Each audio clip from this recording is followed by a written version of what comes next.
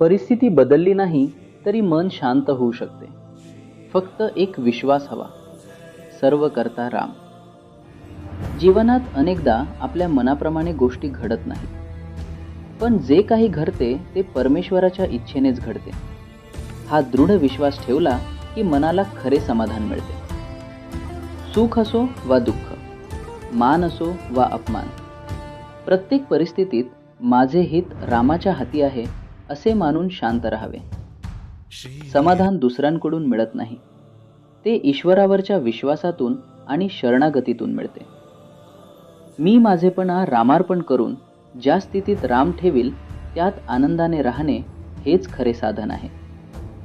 सर्व करता राम हा भाव अंतःकरणात दृढ झाला की चिंता, अहंकार आणि असंतोष दूर होऊन जीवनात खरे समाधान प्राप्त होते.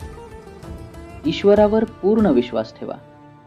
सर्व करता राम हा भाव जपा आणि प्रत्येक परिस्थितीत शांत व समाधानी राहा.